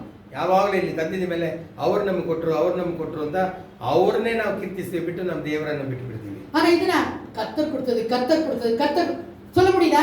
ದೇವರು ನಮಗೆ ಕೊಟ್ಟಿದ ಮೇಲೆ ಇದು ದೇವರಿಂದ ಬಂದಿದ್ದು ಅಂತ ಹೆಮ್ಮೆ ಪಟ್ಟು ದೇವರನ್ನು ಮಹಿಮೆ ಪಡಿಸ್ತೀವಿ. ஆனா சவுல் முதல் காரியம் கீழ்ப்படியாம போயிட்டான். ಸೌಲನ್ನು ಫಸ್ಟ್ ಅವನ ಹತ್ರ ವಿಧೇಯನಾಗಿ ಇರಲಿಲ್ಲ. ದೇವರ ಮಾತಿಗೆ ಆರ್ಡರ್ கொடுத்த வேலையை சரியா ದೇವರ ಮಾತು ಕಟ್ಟಳೆಗೆ ಅವನು ವಿಧೇಯನಾಗಿಲ್ಲ, ಸರಿಯಾಗಿ ಮಾಡಿಲ್ಲ. அடுத்த இரண்டாவது போய் சொல்றான் ಅವನು. ಎರಡನೇದು ಇದೆಲ್ಲ ಕೊಂಡ್ಕೊಂಡಿದ ಮೇಲೆ ದೇವರ ಹತ್ರ ಸುಳ್ಳು ಹೇಳುವನಾಗಿ ಆಗ್ಬಿಟ್ಟ. நம்ம வாழ்க்கையில கூட முதல்ல கீழ்ப்படியாம வரும். ಫಸ್ಟ್ ನಮ್ಮ ಹತ್ರ ವಿಧೇಯತ್ವ ಇರೋದಿಲ್ಲ. அந்த கீழ்ப்படியை நியாயப்படுத்துறதுக்காக அதெல்லாம் இல்லைங்க, இது இப்படிதாங்க அப்படித்தாங்க போய் சொல்லுவாங்க அனுப்போம். ನಾವು ಅದಕ್ಕೋಸ್ಕರ ಒಂದು ಸುಳ್ಳು ಹೇಳಿ ಅದನ್ನ ಸರಿಪಡಿಸಿ ಹೇಗಾದ್ರೂ ನಾವು ಮ್ಯಾನೇಜ್ ಮಾಡ್ತೀವಿ. அப்ப உங்களுக்கு கொஞ்சம் எடுத்துக்கங்க. ಏನಾದ್ರೂ ತುಂಬಾ ಜಾಸ್ತಿ ಅವ್ರು ಕೇಳಿದ್ರೆ ನೀವು ಸ್ವಲ್ಪ ತಗೊಳ್ಳಿ ಅಂತ ಅವ್ರನ್ನು ಕಳ್ಳರಾಗಿ ಅವ್ರನ್ನ ಸೇರಿಸ್ಕೊಂಡ್ಬಿಡೋದು. நம்மளுடைய பண ஆசை மற்றவங்க பண ஆசை சொல்லி தப்பாயிடுச்சு. ನಾವು ಹಣ ಆಗಿದ್ದು ಅವ್ರಿಗೂ ನಾವು ಆಸೆ ತೋರಿಸ್ಬಿಡ್ತೀವಿ. அடுத்தது பாருங்க, அப்ப சவுல் சொன்னாரு, சாமுவேல் சொன்னாரு, நீ எப்ப ஆண்டு கீழ்ப்படியாம போயிட்டியோ ராஜ்யம் கிடையாது. ಯಾವಾಗ ದೇವರ ಮಾತಿಗೆ ವಿಧೇಯನಾಗಿ ಇರ್ಲಿಲ್ವೋ ಆವತ್ತು ನಿನಗೆ ಒಂದು ರಾಜ್ಯವು ಸಿಕ್ಕೋದಿಲ್ಲ. ಅದನ್ನ ನಿನ್ನ ಕೈಯಿಂದ ನಿನ್ನ ರಾಜ್ಯವನ್ನು ತೆಗೆದು ಬೇರೆಯವ್ರಿಗೆ ಕೊಟ್ಬಿಡ್ತೀನಿ. ನಾ ಬೇರೆ ತುತ್ತಿ ಕೊಡ್ಕೋಬಾರ, ಇನ್ನೊಬ್ಬರಿಗೆ ನಿನ್ನ ರಾಜ್ಯವನ್ನು ನಾನು ಕೊಟ್ಬಿಡ್ತೀನಿ. ನೀನು 15:26 நீ ராஜாவா இல்லாதபடிக்கு வேற ஒருத்தர் ராஜாவாக்க போறேன்றார். ನಿನ್ನ ರಾಜ್ಯಕ್ಕೆ ನೀನ್ ರಾಜವಾಗೋದಿಲ್ಲ, ಬೇರೆಯವ್ರನ್ನ ರಾಜನಾಗಿ ನಾನು ಅಭಿಷೇಕ ಮಾಡ್ತೀನಿ. 26 15ஆம் அதிகாரம் 1 சாமுவேல் 15ஆம் அதிகாரம் 26வது வசனம் வாசிங்க. சவுலை பார்த்து நான் உம்மோடே கூட திரும்பி வருவதில்லை. கர்த்தருடைய வார்த்தையை புறக்கணித்தீர். நீர் இஸ்ரவேலின் மேல் ராஜாவாய் இராதபடிக்கு கர்த்தர் உம்மையும் புறக்கணித்து தள்ளினார் என்றான். ವಾಸಿಮ್ಮ ಕನ್ನಡ. ಅದಕ್ಕೆ ಸಾಮುವೇಲನನ್ನು, ನಾನು ಹಿಂತಿರುಗಿ ನಿನ್ನ ಜೊತೆಯಲ್ಲಿ ಬರುವುದಿಲ್ಲ. ನೀನು ಯೆಹೋವನ ಮಾತನ್ನು ತಳ್ಳಿಬಿಟ್ಟಿದ್ದರಿಂದ ಆತನು ನಿನ್ನನ್ನು ಇಸ್ರಾಯೇಲರ ಅರಸುತನದಿಂದ ತಳ್ಳಿಬಿಟ್ಟಿದ್ದಾನೆ ಎಂದು ಹೇಳಿ ತಿರುಗಿಕೊಂಡು ಹೊರಟಲು ಸೌಲನು ಅವನ ಮೇಲಂಗಿಯ ಅಂಚನ್ನು ಹಿಡಿದು ಎಳೆದನು. ಅದು ಹರಿದು ಹೋಯಿತು. அப்போ என்ன சொன்னாரு? நீ நின்ன ராஜ்யವನ್ನು உனக்கு ராஜ்யம் கிடையாது. யாரு ராஜாவை உண்டாக்குனது? ರಾಜನ ಯಾರು ಅಭಿಷೇಕ ಮಾಡಿದ್ದು? ದೇವರು. ಕರ್ತರು. ಆனா ಇವರು ಹೇಳಿದ ಕರ್ತನ பேச்சு கீழ்ப்படிஞ்சாரா? ದೇವರ ಮಾತಿಗೆ ಅವನು ವಿಧೇಯನಾಗಿ ಇರಲಿಲ್ವಲ್ಲ. ஒரு கீழ்ப்படியாம மாத்திரம் இல்ல, என்ன பண்ண நைசா ಅದನ್ನ ಸುಮ್ಮನೆ ಹೇಳು. கீழ்ப்படிஞ்சிட்டேன், நான் நீங்க சொன்னவே கரெக்டா செஞ்சுட்டேன். போய் சொன்னாரா? மூணாவது, இவ்வளவு வச்சிருக்கேன், இதெல்லாம் யாருன்னு பணம் கொடுக்குன்னு எடுத்துக்கோங்க, உங்களுக்கு காணிக்கை கொடுக்க தான் கொண்டு வந்தேன் ஆண்டவரே. அப்ப ஆண்டவரே கொள்ளையில பங்கு பணாசியாச்சா. இப்போ ராஜாவா எடுத்துட்டார். ಈಗ ಇನಿಮೇ ನೀ ರಾಜಾವ ಇರ್ಕ ಮಾಟನ ಆಂಡವ சொல்லிட்டார். ರಾಜ ಸ್ಥಾನದಿಂದ ನಿನ್ನನ್ನು ತೆಗೆದಾಕಿ ನಿನ್ನ ರಾಜ್ಯವನ್ನು ಬೇರೆಯವನಿಗೆ ನಾನು ಹಂಚಿಬಿಟ್ಟೆ. ನಮಗೆ ಕೂಡ ஒரு கர்த்தர் ஆசீர்வாதத்தை கொடுக்கும்போது ದೇವರು ನಮಗೆಲ್ಲರಿಗೂ ಆಶೀರ್ವಾದ ಕೊಡುವರಾಗಿದ್ದಾರೆ, ಕೊಟ್ಟಿದ್ದಾರೆ. ಉನ್ನತ ಸ್ಥಾನத்தை கொண்டு போவாரு. ಉನ್ನತ ಸ್ಥಾನದಿಂದ ನಮ್ಮನ್ನು ಮೇಲೆಗೆ ಎತ್ತಿ ಕರ್ಕೊಂಡು ಬರ್ತಾರೆ. ನಮಗೆ ஒரு காரியத்தை சொல்வாரு. ಆದ್ರೆ ನಮಗೆ ಒಂದು ಕಾರ್ಯವನ್ನು ತಿಳಿಸಿಕೊಡ್ತಾರೆ, ಇದು ಮಾಡು, ಇದು ಮಾಡಬೇಡ. நம்ம செய்யலனா ಅವರು ಹೇಳಿದ ಮಾತಿಗೆ ಬೆಲೆ ಕೊಟ್ಟಿಲ್ಲ, ನಾನು ಮಾಡಿಲ್ಲ ಅಂದ್ರೆ நம்மள தள்ளி விட்டுருவாரு கீழ. ನಮ್ಮನ್ನು ಒಳ್ಳೆ ಸ್ಥಾನದಿಂದ ನಮ್ಮನ್ನು ಭಿಕಾರಿಯಾಗಿ ತಳ್ಳಿಬಿಡ್ತಾರೆ. இப்போ சொல்றாரு, நீ ராஜாவா இருக்க மாட்டேன்னு எனக்கு பயம் பிடிச்சிச்சு. ನೀನ್ ರಾಜನಾಗಿ ಇರೋದಿಲ್ಲ ಅಂತ ಹೇಳಿದ ತಕ್ಷಣ ಸೌಲನಿಗೆ ಭಯ ಬಂದ್ಬಿಡ್ತು. இவர் என்ன பண்ணாரு? சாமுவேல் நேரா அவன்கிட்ட கேட்கல, நேரா போய் தாவீத ராஜாவாக்கிட்டார். ராஜாவை அபிஷேகம் பண்ணிட்டார். ஃபர்ஸ்ட் ராஜாவே நாங்க, நீ தாப்பா அடுத்த ராஜா, அபிஷேகம் பண்ணிட்டார். ಗೋಲಿಯಾತನ್ನು ಕೊಂದಾಕದಲ್ಲ ಆ ದಾವೀದನು, ಅದು ವಾಸಿக்கலாம். ಅವನನ್ನ ರಾಜನಾಗಿ ಮಾಡಿಬಿಟ್ಟರು. 16 அதிகாரம் 13 வசனம். 1 ಸಾಮುವೇಲ 13ನೇ ವಾಕ್ಯ. 16:13. 1 Samuel 16:13. அப்போது சாமுவேல் தைல கொம்பை எடுத்து அவன் சகோதரர் நடுவிலே அபிஷேகம் பண்ணினார். அந்நாள் முதற்கொண்டு கர்த்தருடைய ஆவியானவர் தாவீதின் மேல் வந்து இறங்கி இருந்தார். சாமுவேல் எழுந்து ராமாவுக்கு புறப்பட்டான். சாமுவேல் சவுல் அபிஷேகம் பண்ணும்போது சவுல் மேல கர்த்தருடைய ஆவி இருந்துச்சு. இப்போ கர்த்தருடைய ஆவி எங்க வந்துருச்சு? இப்போ தாவீதன மேலே வந்தது. நம்ம அபாத்திரமா போயிட்டா ஆண்டவர் என்ன செய்றாரு? நம்மள தள்ளி போட்டு ಇನ್ನೊಂತರ ಆತ್ಮನ ಶಕ್ತಿಯನ್ನು ತೆಗೆದುಹಾಕ್ಬಿಡ್ತಾರೆ. ಈಗ ಸಾಮುವೇಲನ್ನು ಅಭಿಷೇಕ ಮಾಡುವಾಗ ದೇವರ ಪವಿತ್ರ ಆತ್ಮನು ಸಾಮುವೇಲ್ ಮೇಲೆ ಇಳಿದು ಬಂದನು. இப்போ ஆட்டோமேட்டிக்கா நமக்குள்ள ஒரு பயம், ஐயோ நான் ஆண்டவருக்கு விரோதப்பட்டேன், எனக்கு என்ன ஆக போகுது, எப்படி ஆக போகுது, ஒரு பயம் வந்துச்சு. ದೇವರ ಮಾತಿಗೆ ಬೆಲೆ ಕೊಟ್ಟಿಲ್ವಲ್ಲ, ನನ್ನ ಸ್ಥಿತಿ ಏನಾಗುತ್ತೋ, ನಾನು ಈ ತರ ಆಗ್ಬಿಟ್ಟಲ್ಲ ಅಂತ ಹೇಳಿ ಆಮೇಲೆ ಒದ್ದಾಡಿ ಏನ್ ಪ್ರಯೋಜನ? ಆ ರೀತಿ ಅವನು ಭಯಪಟ್ಟದನಾல, ಅವನು ಭಯಪಟ್ಟಿದ್ದರಿಂದ ಆಂಡವರಿಗೆ ಕೊಲ್ಲಾದ ಆವಿ ಉள்ள வந்துச்சு.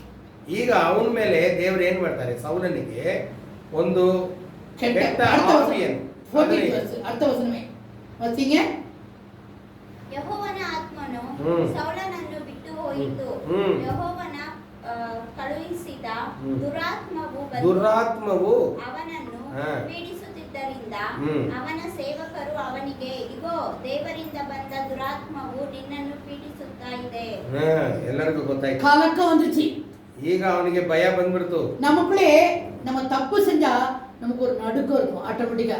நீங்க யோசிச்சு பாருங்க, ஒரு அப்பா அம்மாவுக்கு சொல்லாமலோ இல்ல பெரியவங்களுக்கு யாரோ ஒரு தப்பு பண்ணிட்டோம்னா, இல்ல பொய் சொல்லிட்டோம்னா, அதுலயே வளர்ந்துட்டவங்களுக்கு அது வராது. பொய் சொல்லியே வளர்ந்துட்டவங்களுக்கு வராது. நம்ம உண்மையா அப்பா அம்மாட்ட பிரியமா எல்லாம் இருந்துட்டு தெரியாம அப்பா அம்மா விரோதமாவோ அப்பா அம்மாட்ட ஏதோ பொய் சொல்லிட்டோம்னா படக்கு அடிச்சுக்கணும். தெரியுமா உங்களுக்கு? எல்லாரும் இப்படி வராது. நமக்குள்ள ஐயோ நம்ம பார்த்தாலே தெரியும், என்ன ஒரு மாதிரி இருக்க, ஏன் என்ன பிரச்சனை கண்டுபிடிச்சிடலாம். ஏன்னா அது கலக்கம். சவுலுக்கு தான் வந்துச்சு. ஒரு உள்ளுக்குள்ளே ஒரு நடுக்கம் வரும், வந்துருக்குதா, நம்ம அனுபவிச்சிருக்கோம். அப்போ நடுக்க வரும்போது நினைச்சு நான் தப்பு செஞ்சுட்டு அதான் எனக்கு பயம் வருது.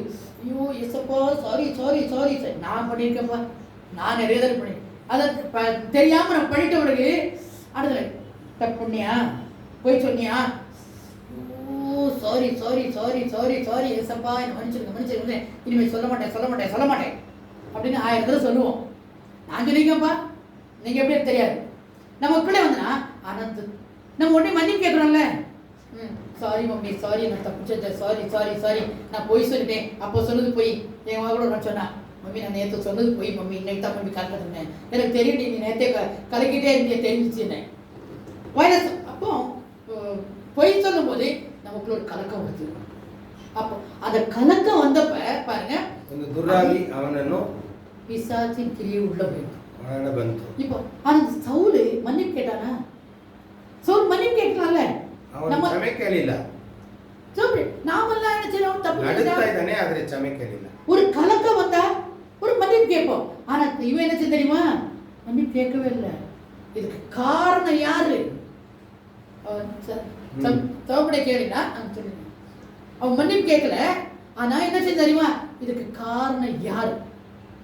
அதே தாவீது. அவனை கொன்னுடணும்னா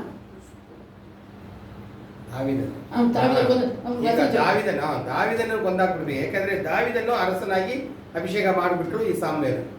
ಯಾಕಂದ್ರೆ ಇವನು ಸರಿಗಿಲ್ಲ ಅಂತ ಹೇಳಿ ಅವನ ಮೇಲೆ ಆಗ್ತಿದ ಮೇಲೆ ಅವನ ಮೇಲೆ ಇವನಿಗೆ ಹೊಟ್ಟೆ ಕಿಚ್ಚು ಬಂದ್ರು. இப்போ நமக்கு ஆப்போசிட்ல யார் இருக்காங்களோ, இல்ல நம்ம ஜெயிச்சிட்டாலோ கிளாஸ்ல ஃபர்ஸ்ட் வந்தாலோ, நமக்கு யார் முன்னாடி போற அவங்க மேல தான் கோவம். நம்ம பின்னாடி கூட கோவம் வராது. ನಮಗಿನ ಮುಂಚೆ ಅವರು ಫಸ್ಟ್ ರ್ಯಾಂಕ್ ಬಂದ್ಬಿಟ್ರೆ ಅವ್ರ ಮೇಲೆ ನಮಗೆ ಕೋಪ ಬಂದ್ಬಿಡುತ್ತೆ. ಎರಡನೇದು ಮೂರನೇದೆಲ್ಲ ಬಂದು ಏನು ತೊಂದರೆ ಇಲ್ಲ. இப்ப சவுலுக்கு அதே மாதிரி தாவீது மேல கோவம். ಈಗ ಸೌಲನಿಗೆ ಯಾರ ಮೇಲೆ ಹೊಟ್ಟೆ ಕಿಚ್ಚು ಬಂದ್ಬಿಡ್ತು? ದಾವಿದನ ಮೇಲೆ. ಏನಕ್ಕೆ ದಾವಿದನ ಮೇಲೆ ಬಂತು? ಅವನ್ನ ರಾಜ್ಯ ಹೋಯ್ತಿಲ್ಲ, ನನ್ನ ರಾಜ್ಯವನ್ನು ತೆಗೆದಾಕಿ ನನ್ನ ಸ್ಥಾನದಲ್ಲಿ ಈ ಒಂದು ಕುಳ್ಳ ಅವನು ಇದಾನಲ್ಲ ದಾವಿದನು, ಅವನ್ನ ಅರಸನಾಗಿ ದೇವರು ಮಾಡಿಬಿಟ್ರಲ್ಲ ಅಂತ ಇವನಿಗೆ ಅವನ ಮೇಲೆ ಹೊಟ್ಟೆ ಕಿಚ್ಚು ಬಂತು. ಪರಾಕ್ರಮಶಾಲಿ, ಎವಳೋ ಹೈಟ್, ಅವರನ್ನು ಗೊತ್ತಲ್ಲ ಅವನಿಗೆ ಎಲ್ಲಾ ಜನ ಕೀಳಲ್ಪಾನ அந்த அளவுக்கு அவ்வளவு ಹೈಟ್. ರಾಜ್ಯದಲ್ಲಿರುವ ಎಲ್ಲಾ ಮನುಷ್ಯರು ಇವನಿಗೆ ಹೆಗಲಿಕೆ ಕರೆಕ್ಟ್ ಆಗಿರ್ತಾರೆ. ಎಲ್ಲರಿಗೂ ಎತ್ತರ ಇದ್ದವನು. ನಾನು ರಾಜವಾಗಿದ್ದೆ, அவ்வளோ பராக்கிரமசாலி இருக்கிறேன். ಅಂತ ಪರಾಕ್ರಮನಾಗಿ ಇದ್ದ ನನ್ನನ್ನು என்ன விட்டுட்டு ತೆಗೆದಾಕಿ நான் ஏதோ போய் சொன்னேன், கரெக்ட், தப்பு சொல்லிட்டேன், ನಾನು ಒಂದು ಸುಳ್ಳು ಹೇಳಿದೆ ಅಷ್ಟೇ, ஆனா மன்னிப்பு கேட்க மாட்டேன். ஏன்னா இவனுக்கு அடம் இருக்குதுல்ல. ஆனா இந்த போடி பையன் ಇವನೇ போய் ರಾಜವಾಗಿದ್ದಾನೆ. ದಾವೀದ ನಿಮಗೆ ಗೊತ್ತು, ಚಿಕ್ಕ ಹುಡುಗ, ಅವನು ಕುರಿ ಮೇಯಿಸ್ತಾ ಇದ್ದವನು. ಅವನನ್ನು ನೋಡಿ ಅರಸನಾಗಿ ಸಾಮುವೇಲನ್ನು ಅಭಿಷೇಕ ಮಾಡಿಬಿಟ್ರಲ್ಲ ಅಂತೇಳಿ ಈಗ ದಾವೀದನ ಮೇಲೆ ಅವನಿಗೆ ಹೊಟ್ಟೆ ಕಿಚ್ಚು ಬಂತು. எரிச்சல், கோபம், ಸಿಕ್ಕಾಪಟ್ಟ ಹೊಟ್ಟೆ ಕಿಚ್ಚು, ಕೋಪ. இப்படிப்பட்ட சூழ்நிலையில ಇಂಥ ಒಂದು ಸ್ಥಿತಿಯಲ್ಲಿ ಏನ್ ನಡೀತು? இந்த ஜனங்க சும்மா இருக்காம, ಈ ಜನರು ಸುಮ್ಮನೆ ಇರಲಿಲ್ಲ. ಏನು ಹೇಳಿದ್ರು? அவன் தாவீது கோலியாத்தை ஜெயிச்சிட்டு வந்தார். கோலியாத்தை கொன்னுட்டு வந்தோடனே ದಾವೀದನು ಗೋಲಿಯಾತನ್ನು ಗೆದ್ದು ಬಂದಲ್ಲ, ಅವಾಗ ಏನು ಆಡಿದ್ರು ಎಲ್ಲರೂ? இந்த ஜனங்கள டான்ஸ் ஆடி தாவீது சவுல் கொன்றது 1000, தாவீது கொன்றது 10000. ಅವನು ಸೌಲನ್ನು 10,000 ಜನ ಕೊಂದಾಕದ. 18 அதிகாரம் 7வது வசனம் வாசிங்க. 18:7. 18ஆம் அதிகாரம் 1 சாமுவேல். ಅಲ್ಲಿ ಬೇರೆ ಅವರಿಗೆ ಹೊಟ್ಟೆ ಕಿಚ್ಚು ಬರುತ್ತೆ. அவங்க இவங்க எல்லாம் தாவீதை ரொம்ப புகழ்ந்து பாட ஆரம்பிச்சாங்க. இவங்க ஊர் ஜனமே ನೋಡಿ, ಸ್ತ್ರೀಗಳು, இவன் ராஜா, இவன் தேசத்து ஜனங்க தாவீதை புகழ ஆரம்பிச்சாங்க. 18:7 அந்த ஸ்திரீகள் ஆடி பாடுகையில் சவுல் கொன்றது 1000, தாவீது கொன்றது 10000 என்று முறையாக பாடினார். பாருங்க, ரொம்ப கொண்டாடிட்டு பாட ஆரம்பிச்சாங்க. ஆடி ಹೇಳ್ತಾ ಇದ್ದಾರೆ. ಸೌಲನ್ನು ಏನ್ ಕೊಂದಾಕಿದ? 1000 ಜನ ಕೊಂದಾಕಿರ್ಬೋದು ಅಷ್ಟೇ. ಇದನ್ನು ಕೇಳಿದ ಮೇಲೆ ಸೌಲನಿಗೆ ಇನ್ನೂ ಕೋಪ ಬಂದ್ಬಿಡ್ತು. அந்த வார்த்தை சவுலுக்கு விசனமாய் இருந்தது. அவன் மிகுந்த எரிச்சல் அடைந்து, தாவீதுக்கு 10000 எனக்கோ 1000 என்று கொடுத்தார்கள், இன்னும் ராஜாங்கம் மாத்திரம் அவனுக்கு குறைவாய் இருக்கிறது என்று சொல்லி அந்நாள் முதற்கொண்டு சவுல் தாவீது மேல் ಕಾಯ್ಮಕಾರನಾಗಿ ಹೊಟ್ಟೆ ಕಿಚ್ಚಿದ ಆವತ್ತಿಂದ ಅವನು ದಾವೀದನನ್ನು இப்ப தாவீது கொன்றது சொல்றாங்க. கோலியாத்தை கொன்னதுனால இவங்க என்ன சொல்றாங்க? தாவீதை உயர்த்தி பாடினது இவனுக்கு பிடிக்கல. ದಾವೀದನನ್ನು ಮಹಿಮೆ ಪಡಿಸಿದ್ದು, ಅವನ್ನ ಇದು ಮಾಡಿದ್ದು ಸೌಲನಿಗೆ ಹೊಟ್ಟೆ ಕಿಚ್ಚು, எரிச்சல் வந்துச்சு, ಸಿಕ್ಕಾಪಟ್ಟ ಉರಿ ಬಂದ್ಬಿಡ್ತು. பாருங்க, ஃபர்ஸ்ட் கீழ்ப்படியாம கலக்கம், பொய், பணாசை எல்லாம் சேர்ந்து இப்ப எரிச்சல் ಹೊಟ್ಟೆ ಕಿಚ್ಚು ಬಂದ್ಬಿಡ್ತು. என்னமா போட்டிருக்கு 9ஆம் வசனத்துல, ಹೊಸ ವಾರ್ತೆ 18 அதிகாரம் 9ஆம் வசனம். தாவீதை காய்மக்காரமாக பார்த்தான். 18:9 ಅಲ್ಲ 18:8 ಇಲ್ಲ. ಈ ಮಾತುಗಳ ದೆಸೆಯಿಂದ ಸೌಲನಿಗೆ ಬಹು ವ್ಯಸನವೂ ಕೋಪವೂ ಉಂಟಾಗಿ ಅವನು ದಾವೀದನು 10,000 ಗಟ್ಟಳೆಯಾಗಿ ಕೊಂದನೆಂದು, ನಾನು 1,000 ಗಟ್ಟಳೆಯಾಗಿ ಕೊಂದನೆಂದು ಆಡುತ್ತಾರಲ್ಲ, ರಾಜತ್ವದ ಹೊರತು ಇವನಿಗೆ ಇನ್ನೇನು ಕಡಿಮೆಯಾದ ಆಗಾಯಿತು ಅಂದುಕೊಂಡು ಅಂದಿನಿಂದ ಅವನ ಮೇಲೆ ಕಣ್ಣಿಟ್ಟನು. ரொம்ப கோபம் இல்ல, ಇಲ್ಲಿ ಕಾಯ್ಕರವಾಯಿತು. ಕಾಯ್ಕರವನ್ನು அப்போ ಕಣ್ಣಿಟ್ಟಿದ್ದು ಅಂತ ಚೆನ್ನಾಗಿದೆ ತಮಿಳಲ್ಲಿ. தப்பு செஞ்சுட்டு அவனை பாராட்டுறது பொறுக்க முடியல. ಎಲ್ಲರೂ ಅವನ್ನ ಹೊಗಳ್ತಾ ಇದ್ದಾರೆ. பார்க்கும் போதே கோபம் ಎಲ್ಲ ಇವನಿಗೆ ಸೌಲನಿಗೆ ಅವನ್ನ ನೋಡಿದ್ರೆ ಆಗೋದಿಲ್ಲ. ಈಗ ಅವನ ಮೇಲೆ ತುಂಬಾ இந்த கோபம் ஏற்றலாஞ்சது கொலைவெறியா மாறிச்சு. ಅವನ್ನ ಸಾಯಿಸಬೇಕು ಅಂತ ತೀರ್ಮಾನ ಮಾಡಿದ. இந்த தாவீதை கொல்லணும். ದಾವೀದನನ್ನು ಹೇಗಾದ್ರೂ ನಾನು ಕೊಂದಾಕ್ಬಿಡ್ತೀನಿ ಅಂತ ತೀರ್ಮಾನಕ್ಕೆ ಬಂದ್ಬಿಟ್ಟ ಅವನು. அப்படி நினைக்கும் போது பிசாசின் ஆவி பாருங்க 10ஆம் வசனம் வாசிங்க. 10ನೇ ವಾಕ್ಯದಲ್ಲಿ ಮರುದಿನ ದೇವರಿಂದ ಕಳಿಸಲ್ಪಟ್ಟ ದುರಾತ್ಮನು ಸೌಲನ ಮೇಲೆ ಬಂದಿದ್ದರಿಂದ ಅವನು ಬುದ್ಧಿಗೆಟ್ಟು ಮನೆಯೊಳಗೆ ಕೈಯಲ್ಲಿ ಈಟಿ ವಚನ 11ನೇ ವಚನ. ಅವನ ಕೈಯಲ್ಲಿ ಒಂದು ಇಟ್ಟಿ ಇತ್ತು. ದಾವೀದನು ಕ್ರಮದ ಪ್ರಕಾರ ಕಿನ್ನರಿಯನ್ನು ಬಾರಿಸುತ್ತಾ ಇದ್ದನು. ಆಗ ಸೌಲನು ದಾವೀದನನ್ನು ಗೋಡೆಗೆ ಹತ್ತಿಕೊಳ್ಳುವ ಹಾಗೆ ತಿವಿಯುತ್ತೇನೆಂದುಕೊಂಡು ಈಟಿಯನ್ನು ಎಸೆದನು. ದಾವೀದನು 2 ಸತಿ ತಪ್ಪಿಸಿಕೊಂಡನು. ಹಲ್ಲೆಲೂಯಾ. ನೋಡಿ, ಈಟಿಯನ್ನು ಅವನ ಮೇಲೆ ಅವನು ಹಾಕ್ತಾನೆ. ಆದರೆ ದಾವೀದನು 2 ಸತಿ ಅವನು பச்சாவன் தப்பிச்சுக்கொண்டான். அப்போ முதலாவது என்ன கோபம்? முதல்ல சின்ன ஒரு மனுஷனுக்கு கீழ்ப்படியாம வருது. அடுத்தது கலக்கம் வருது, பொய், பணாசை, இப்படி கொஞ்சம் கொஞ்சமா சேர்ந்து கெட்ட சுபாவங்களெல்லாம் நம்மளை சின்ன கழுத்தனம், சின்னದ பண ಆಸೆ இப்படி வந்து ಕಡೆಸ ಈಟಿ ತಗೊಂಡು ತನ್ನ ದಾವೀದ ಕೊನ್ನೆ ಪಟ್ಕೊಂಡು ಅವನ್ನ ಸಾಯಿಸಬೇಕು ಅಂತ ತೀರ್ಮಾನ ಮಾಡಿ 2 ಸತಿ ಅವನು ಹಾಕಿದಾನೆ. ಆದ್ರೆ ದಾವೀದನು ಬಚಾವಾದ, ಯಾಕಂದ್ರೆ ಅವನು ದೇವರ ಮನುಷ್ಯ. ஆனா இப்படி மத்த தாவீத கொல்ல நினைச்ச சவுலுடைய கதி என்ன தெரியுமா? ಈ ತರ ದಾವೀದನ್ನು ಕೊಲ್ಲಕ್ಕೆ ಅವನು ಪ್ರಯತ್ನ ಪಟ್ಟ ಇವನ್ ಗತಿ ಏನಾಯ್ತು ಗೊತ್ತಾ ನಿಮಗೆ? ಸೌಲನ ಗತಿ ತಾನೇ ಕಡೆಸಿಯ ಈಟಿ ನಟಿ ಅದ ಮೇಲೆ ಉಳಿಸಿದ. ಈಟಿಯನ್ನು ನೆಲಕ್ಕೆ ಊನು ಬಿಟ್ಟನು. ಕೊನೆಗೆ ಇವನೇ ಆತ್ಮಹತ್ಯೆ ಮಾಡ್ಕೊಂಡ. ಅದ್ರ ಮೇಲೆ ಬಿದ್ದು ತನ್ನನ್ನು ಸತ್ತೋಗ್ಬೇಕು ಅಂತ ಅದ್ರ ಮೇಲೆ ಬಿದ್ದ. ಆದ್ರೆ ಅವನು ಸತ್ತಿಲ್ಲ, ಓದಾಡ್ತಾ ಇದ್ದಾನೆ. ತುಡಿಚಿಟ್ಟೇ ಇರ್ತಿಸಿ ಓದಾಡ್ತಾ ಇದ್ದಾನೆ. ಸತ್ತೋಗ್ಬೇಕು ಅಂತ ಆಸೆ, ಆದ್ರೆ ಸಾಯಕ್ಕೆ ಆಗ್ತಾ ಇಲ್ಲ. ಯಾರೋ ರೋಡ್ಲ ಪೋರಣ ಕೂப்பிಟ್ಟು ರೋಡಲ್ಲಿ ಬಿಟ್ಟುಪ್ಪ ಇನ್ನು ಕೊಲ್ರು ರೋಡಲ್ಲಿ ಹೋಗೋನು, ನೋಡು ನಾನು ತುಂಬಾ ಅವಸ್ಥೆ ಪಡ್ತಾ ಇದ್ದೀನಿ, ಸತ್ತು ಇಲ್ಲ ಬದುಕ್ತಾನಿಲ್ಲ, ನನ್ನ ಕತ್ತನ್ನು ಕೊಯ್ದು ನೀನೇ ಕೊಂದಾಕ್ಬಿಡು ಅಂತ ಅವನಿಗೆ. ಮರಣ ಅವನಿಗೆ ಎವಡ ಭಯಂಕರமாக வந்துச்சு. ಒಂದು ಆತ್ಮಹತ್ಯೆ ಮಾಡಿಕೊಳ್ಳೋದಂತ ಸ್ಥಿತಿ ಬಂದ್ಬಿಡ್ತು. ಯಾಕಂದ್ರೆ ದೇವರಿಗೆ ಅವನು ವಿಧೇಯನಾಗಿರ್ಲಿಲ್ಲ. வாசிங்க இந்த வசனத்தை 1 சாமுவேல் 31 அதிகாரம் கடைசி வாங்க. 1 ಸಾಮುವೇಲನು 31ನೇ ಅಧ್ಯಾಯದಲ್ಲಿ ಅವನ ಆತ್ಮಹತ್ಯೆ 4ನೇ ವಚನ. ಈಟಿ ಮೇಲೆ ಅವನೇ ಮರಣ ಭಯಂಕರமாக இருந்துச்சு. ಅವನ ಮರಣವು ಹೇಗಿದೆ? ಸೌಲನು ಹೊಟ್ಟೆ ಕೆಚ್ಚಿಂದ ಆದ್ದರಿಂದ ಸೌಲನು ಬಹುಭೀತನಾಗಿ ತನ್ನ ಆಯುಧ ವಾಹಕನಿಗೆ, ನಿನ್ನ ಕತ್ತಿಯನ್ನು ಹಿರಿದು ನನ್ನನ್ನು ತಿವಿದು ಕೊಲ್ಲು, ಇಲ್ಲವಾದರೆ ಸುನ್ನತಿ ಇಲ್ಲದ ಈ ಜನರು ಬಂದು ನನ್ನನ್ನು ತಿವಿದು ಅಪಕೀರ್ತಿಯನ್ನುಂಟು ಮಾಡುವರು ಎಂದು ಹೇಳಲು ಅವನು ಹೆದರಿ ಒಲೆನ್ನು ಅಂದನು. ಅವನು ಏನ್ ಮಾಡ್ಬಿಟ್ಟ? ಸಾಯಿಸು ಅಂತ ಹೇಳಿದೀನಿ. ರಾಜ ಇವನ್ನ ಹೇಗೆ ಸಾಯಿಸು ಅಂದ್ರೆ ಅವನು ತಾನೇ ಸೆತ್ತೋಗ್ಬಿಟ್ಟ. கொல்லக்கு ಬಂದவನು ಅವನು ಸೆತ್ತೋಗ್ಬಿಟ್ಟ. கடைசில யுத்தத்துல சத்துருங்களை கொன்றுவாங்க, நம்மள கொடுமைப்படுத்துவாங்கனே ತಾನೇ ಈಟಿ ವச்சிட்டு ಒಂದು ವಿಷಯ ನೋಡಬೇಕು. ಅವನು ನಾವು ಹೇಗೆ ದೀಕ್ಷಾಸ್ನಾನ ಪಡೆದಿರೋಲ್ಲ ದೇವರ ಮಕ್ಕಳು ಅಂತ, ಇವನು ಸುನ್ನತ್ ಆಗಿಲ್ಲ. ಇವನಿಗೆ ಇವನು ಸತ್ರನು ಸುನ್ನತ್ ಆಗಿರೋರು ಅಮಲೇಕೇನೋಕೆ ದೇವರ ಮನುಷ್ಯನಲ್ಲ. ಅವರೆಲ್ಲ ಸುನ್ನತ್ ಆಗಿರಲ್ಲ. ಅವ್ರಿಗೆ ಆ ಮಕ್ಕಳು ಇದರಲ್ಲಿ ಕೈಯಲ್ಲಿ ಸಾಯಬಾರದು ಅಂತ ಇವನಿಗೆ ಇಷ್ಟ. ಆದ್ರೆ ಅಮಲೇಕಿಯರು ಬರ್ತಾ ಇದಾರಲ್ಲ, ಅದರಿಂದ ಇನ್ನೊಬ್ಬರನ್ನ ನೀನು ಸಾಯಿಸಿದ್ರೆ ರಾಜನ್ನ ಹೇಗೆ ಸಾಯಿಸೋದು ಅಂತ ಇವನೇ ಸೆತ್ತೋಗ್ಬಿಟ್ಟ. ಆದ್ರೆ ನೋಡಿದ್ರೆ ಕೊನೆಗೆ ಸುನ್ನತ್ ಇಲ್ಲದೆ ಅಮಲೇಕಿಯನು ಕೊನೆಗೆ ಅವನು ಬಂದು ಇವನ್ನ ಕತ್ತನ ಕೊಯ್ದು. இந்த அமலேக்கியர் தான் ஆண்டவர் என்ன சொன்னாரு? ஒருத்தரை விட்டு வைக்காத கொல்லுன்னு சொன்னார். யாருக்கு? சவுலனிಗೆ. ஆனா அந்த சவுல் என்ன பண்ணா? இறக்க காட்டினான். ಅವ್ರಿಗೆ ದಯಪಾಲಿಸಿದ. ஆனா அதே அமலேக்கின் கையால ಈಗ ಅಮಲೇಕ್ಯರ ಕೈಯಲ್ಲಿ ಇವನ್ ತಲೆನ ಕುಯ್ದು ಅವನು ತಗೊಂಡೋಗಿ பாரு, அவர் சொன்னாரு அந்த அமலேக்கியனை கொல்லக்கூடாது, நானே செத்துறேன், ஆக முடியல. பாருங்க 2 சாமுவேல் 1ஆம் அதிகாரம் 2 சாமுவேல் 8 வாசிங்க. 8. அப்போது அவர் நீ யார் என்று அவனை கேட்டார். அவன் அமலேக்கியன் என்று சொன்னான். அவர் என்னை நோக்கி நீ என் எண்ணெயில் கிட்ட வந்து நின்று என்னை கொன்று போடு, என் பிராணன் முழுவதும் இன்னும் போகாததினால் எனக்கு வேதனையாய் இருக்கிறது என்றான். அப்பொழுது அவன் விழுந்து பின்பு பிழைக்க மாட்டார் என்று நிச்சயித்து அவர் அண்டையில் போய் நின்று அவனை கொன்று போட்டேன். பிற்பாடு அவர் தலையில் இருந்த முடியையும் அவன் புயத்தில் இருந்த அஸ்தகடத்தையும் எடுத்துக்கொண்டு அவைகளை இங்கே என் ஆண்டவனத்துக்கு கொண்டு வந்தேன் என்றான். இதுல பாத்தீங்கன்னா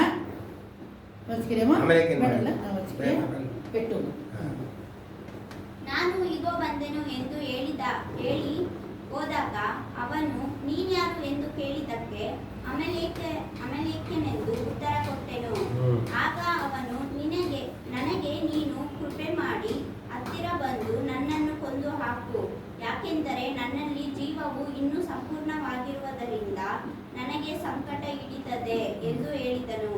ನಾನು ಹತ್ತಿರ ಹೋಗಿ ಅವನು ಬಿದ್ದು ಬಿಟ್ಟರೆ ಬದುಕಲಾರನೆಂದು ನೆನೆಸಿ ಅವನನ್ನು ಕೊಂದು ಹಾಕಿ ಅವನ ತಲೆಯ ಮೇಲಣ ಕಿರೀಟವನ್ನು ರಟ್ಟೆಯಲ್ಲಿದ್ದ ಬಳೆಯನ್ನು ತೆಗೆದುಕೊಂಡು ಅವುಗಳನ್ನು ನನ್ನ ಒಡೆಯನಾದ ನಿನಗೆ ತಂದಿದ್ದೇನೆಂದು ಅಂದನು. அப்படின்னா பாருங்க, செத்துட்டான், இனி பிழைக்க மாட்டான்னு சொல்லி இவன் யாருக்கு இறக்கம் காட்டினான்? அதே அமலேக்கியன் தான். யாருக்கு பொருளெல்லாம் தேடி வச்சான்?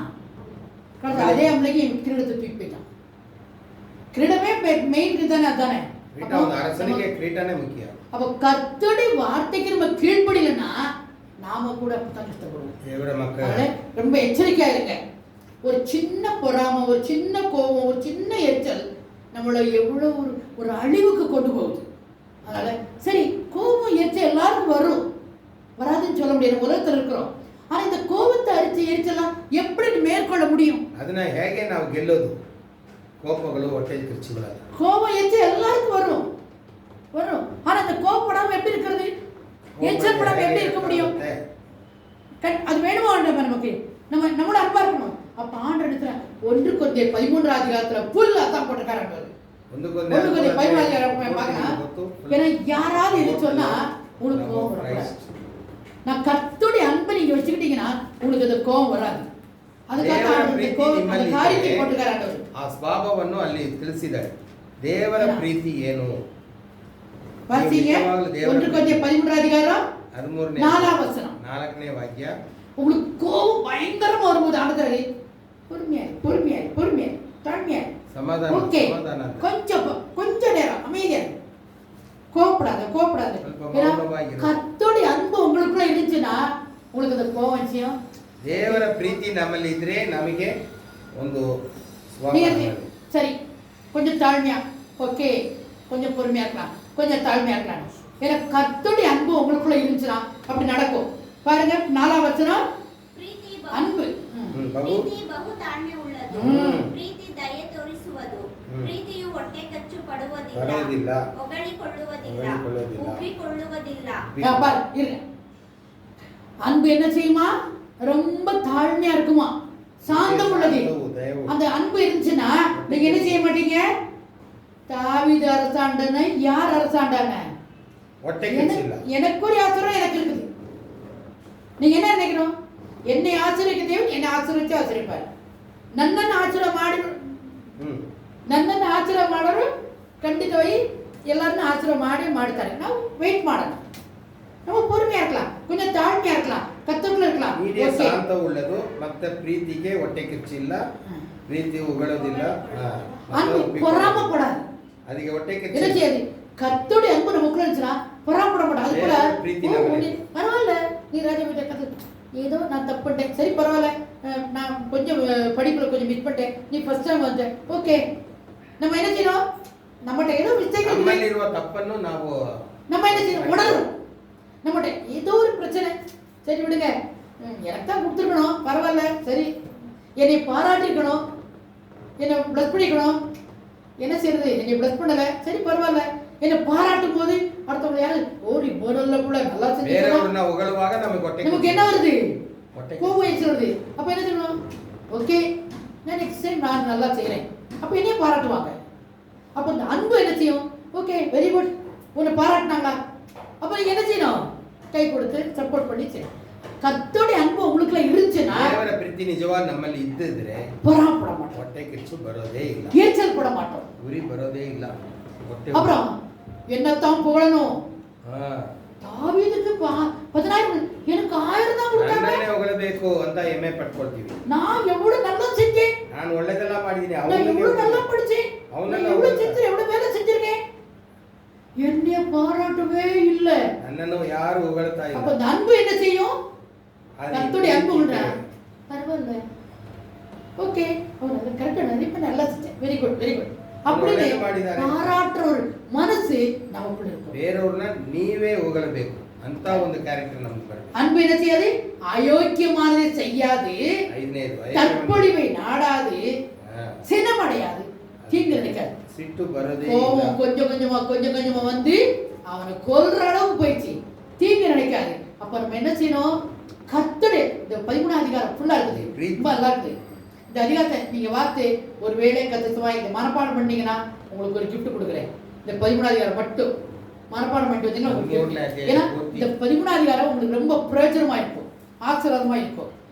நம்ம கர்த்தருடைய அன்பை நமக்குள்ள வச்சுட்டோம்னா நமக்கு எந்த ஒரு பொறாமையோ எரிச்சலோ கோபமோ வராது.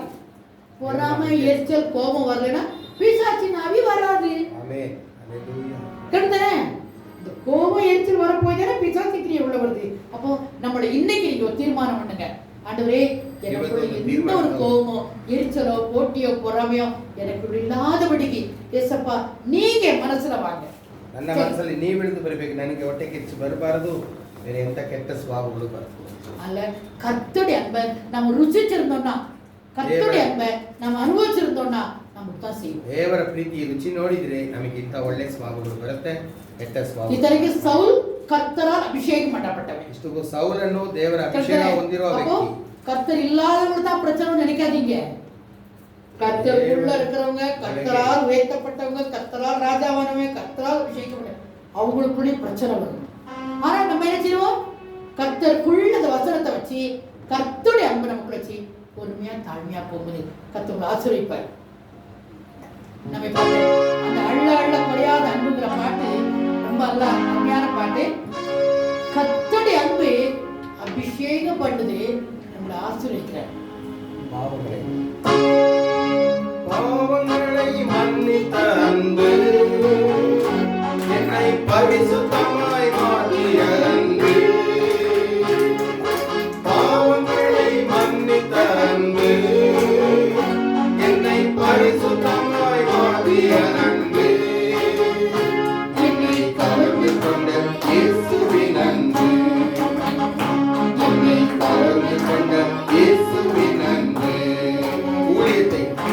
ஊழியத்தை கொடுத்த அன்பு, என்னை ஊழியனாய் மாற்றிய அன்பு, ஊழியத்தை கொடுத்த அன்பு, என்னை ஊழியனாய் மாற்றிய அன்பு, என்னை கவர்ந்து கொண்ட இயேசுவின் அன்பு, என்னை கவர்ந்து கொண்ட இயேசுவின் அன்பு, அள்ள குறையாத அன்பு, ருசிக்க தெவிட்டாத அன்பு, சொல்ல முடியாத அன்பு, என் இயேசுவின் இணையில்லாத அன்பு, இயேசுவின் இணையில்லாத அன்பு.